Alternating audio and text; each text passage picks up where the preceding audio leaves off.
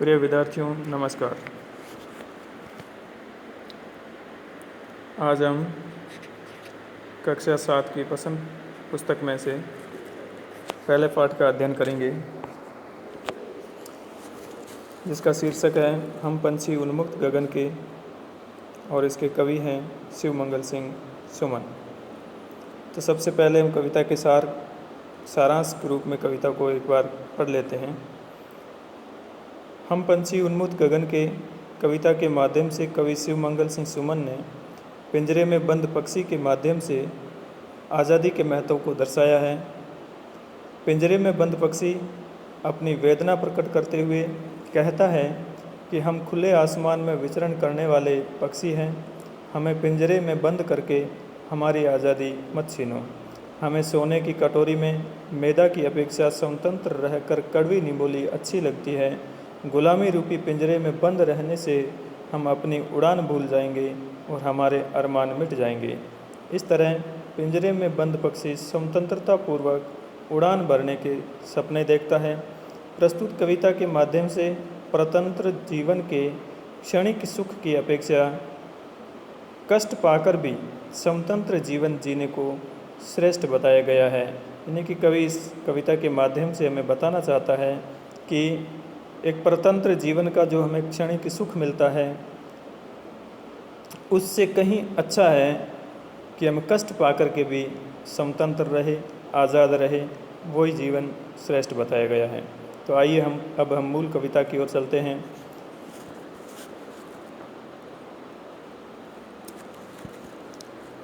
कविता पढ़ने पंक्तियों को पढ़ेंगे, काव्यांश को पढ़ करके उसके बाद में उसके कठिन शब्द मैं आपको बताऊंगा, वो अपनी नोटबुक में आप लिखोगे और कठिन शब्दों को याद भी करोगे।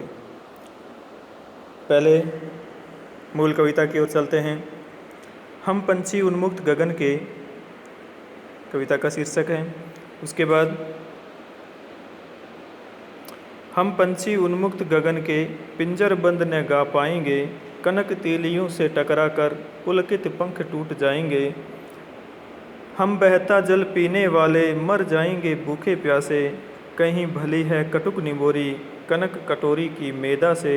स्वर्ण श्रृंखला के बंधन में अपनी गति उड़ान सब भूले, बस सपनों में देख रहे हैं तरु की फुनगी पर के झूले। ऐसे थे अरमान की उड़ते नीले नभ की सीमा पाने, लाल किरण सी चोंच खोल चुगते तारक अनार के दाने। होती सीमाहीन क्षतिज से इन पंखों की होड़ा होड़ी, या तो क्षतिज मिलन बन जाता या तंती सांसों की डोरी।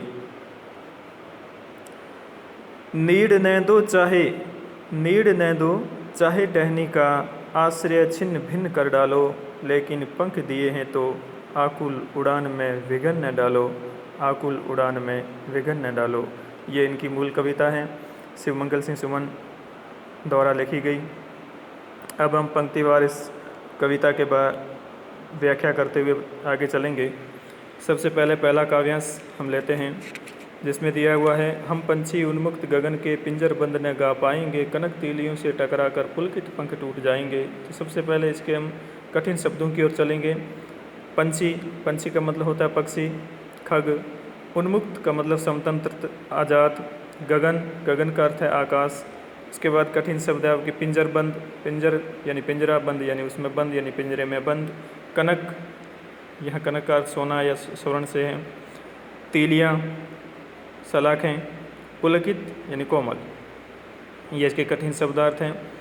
अब इसमें इस काव्यांश के माध्यम से कवि कह रहा है कि पिंजरे में बंद पक्षी ने अपनी व्यथा सुनाते हुए कहा है कि हम स्वतंत्र आकाश में विचरण करने वाले पक्षी हैं, यानी हम पंछी उन्मुक्त गगन के, यानी हम स्वतंत्र उन्मुक्त यानी स्वतंत्र आकाश में विचरण करने वाले उड़ने वाले पक्षी हैं।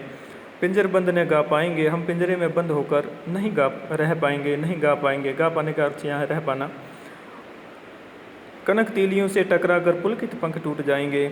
उड़ने की चाहत में, उड़ने की इच्छा में या उस कोशिश करने से इस सोने के पिंजरे की सलाखों से टकरा कर हमारे कोमल पंख, पुलकित पंख टूट जाएंगे। ये इसका शब्दार्थ है। कवि वास्तव में पक्षियों के माध्यम से मनुष्य के लिए स्वतंत्रता का महत्व बतलाना चाहता है कि गुलाम मनुष्य, प्रतंत्र मनुष्य वस्तुतः स्वाभाविक जीवन भी जीना भूल जाता है।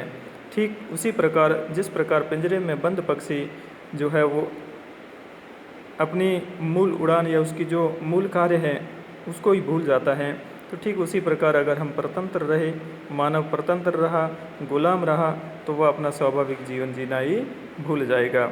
ये इस काव्यांश का भावार्थ था। अब इस काव्यांश से जुड़े हुए कुछ प्रश्न हम लेंगे। मैं आपसे प्रश्न पूछूंगा और आप नोटबुक में उसको लिख करके और वापस सोशल मीडिया के माध्यम से मेरे तक पहुंचाओगे। सबसे पहले, पक्षी कहाँ पर बंद है? प्रश्न नंबर 1। दूसरा प्रश्न, पिंजरे में बंद पक्षी क्या चाहता है? प्रश्न नंबर 3, कनक तीलियों से टकराने से क्या होगा? प्रश्न नंबर 4, पिंजरा किससे बना हुआ है? प्रश्न नंबर 5,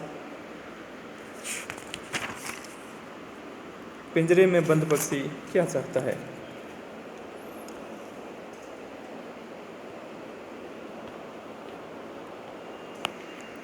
तो यहाँ तक अपने ये पूरा हो चुका है।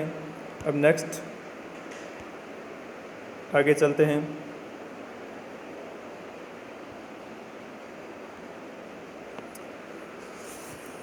दूसरे काव्यांश की ओर।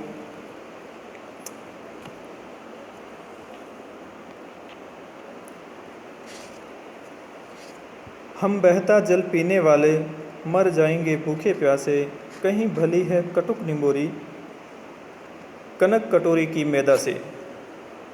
यहाँ तक हम पढ़ेंगे। इसके कठिन शब्दार्थ, बहता यानी बहता हुआ, जल यानी पानी, भूखे प्यासे बिना कुछ खाए पिए, भली अच्छी, कटुक यानी कड़वी, निंबोरी यानी निम्बोली जो नीम के वृक्ष में लगती है या नीम के वृक्ष का फल, कटोरी इसको प्याली कह सकते हैं या एक प्रकार का जो बर्तन होता है कटोरी वो। इस काव्यांश के माध्यम से कवि कहना चाहता है कि पिंजरे में बंद पक्षी की व्यथा का प्रतीक रूप में वर्णन जो कवि ने किया है। पिंजरे में बंद पक्षी अपनी व्यथा सुनाते हुए कहता है कि हम तो नदियों और झीलों का बहता हुआ पानी पीने वाले हैं। जैसे इसकी मूल शीर्षक है, हम पंछी उन्मुक्त गगन के, यानी कि हम उन्मुक्त गगन में स्वतंत्र आकाश में उड़ने वाले हैं, विचरण करने वाले हैं, पक्षी हैं। तो ठीक उसी प्रकार आगे चल कर कहते हैं हम खाने पीने में क्या है? हम खाने पीने के लिए, हम तो नदियों और झरनों का बहता पानी पीने वाले, यानी हम अपने प्यास कहाँ बुझाते हैं? बहते हुए पानी को, ठहरे हुए पानी को हमारा पीना हमारे स्वभाव में नहीं है। तो नदियों और झरनों का बहता पानी पीने वाले। आगे हैं, मर जाएंगे भूखे प्यासे, पिंजरे में बंद रहकर हम भूख प्यास से मर जाएंगे। मर जाएंगे, क्यों मर जाएंगे? अगर हम पिंजरे में बंद रहे तो ये जो बहता जल है हम पी नहीं सकते और ठहरा पानी हम पीना हमारे स्वभाव में नहीं है, इसीलिए हम उस प्यास के कारण, भूख के कारण जो है मर जाएंगे भूखे प्यासे। अगर हमारे को पिंजरों में बंद कर दिया तो हम भूखे प्यासे ही मर जाएंगे।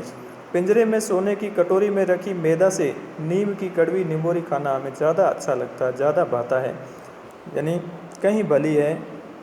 यानी हमारे को पिंजरे में बंद आपने कर दिया या कर देते हो तो एक पक्षी की जो इच्छा होती है वो ये होती है कि मैं बाहर घूम करके या अपने द्वारा उड़ करके एक स्थान से दूसरे स्थान जा कर के अपने अन्न जल की व्यवस्था करें, जैसा भी मिले वही उसके लिए अच्छा होता है, वो एक मैदे के बराबर है। तो पक्षी कहना चाह रहा है कि सोने के पिंजरे में बंद करके अगर आप हमें मैदा भी खिलाओ, विशेष प्रकार का व्यंजन खिलाओ, तो उससे कहीं अच्छी है, कहीं भली है, या हमें कहीं अच्छी लगती है, मन को भाती है कटुक निंबोरी जो हम स्वतंत्र रह करके जंगल में या वन में खाते हैं।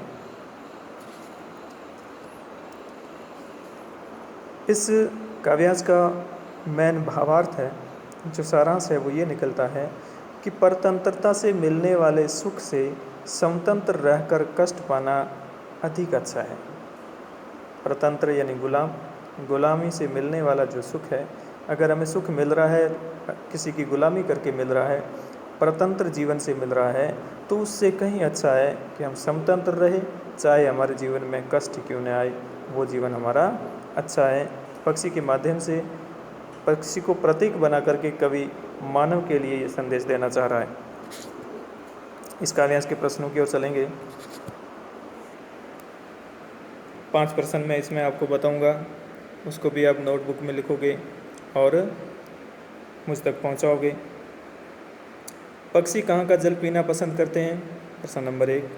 प्रश्न दूसरा, पक्षी को क्या खाना अच्छा लगता है? प्रश्न नंबर 3, पक्षियों को कड़वी निम्बोरी भी अच्छी क्यों लगती है? प्रश्न नंबर 4, पक्षियों को कहाँ का पानी पीना पसंद है? प्रश्न नंबर 5, भूखे प्यासे मरने की बात कौन करता है? ये 5 प्रश्न पहले के जो काव्यांश में हमने पढ़े और 5 इस काव्यांश के। ये 10 प्रश्न आप याद भी करोगे और नोटबुक में लिखोगे।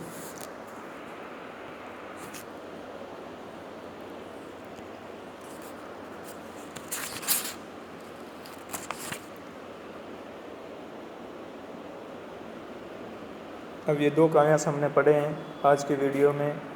पहले पार्ट का पार्ट फर्स्ट इतना ही बनाएंगे और ये अपने जितने भी मैंने आपको 10 प्रश्न दिए हैं इसको अच्छी तरह से पढ़ोगे और एक बार नहीं 2 बार इसको सुनो। जितने बार आपको समझ नहीं आ रहा है वो वापस कई बार इसको रिपीट करके सुनो। उसके बावजूद में भी अगर समझ में नहीं आ रहा है तो आप मेरे से सोशल मीडिया के माध्यम से प्रश्न पूछ करके अपने शंकाओं को हल कर सकते हो। धन्यवाद। शुभ दिन।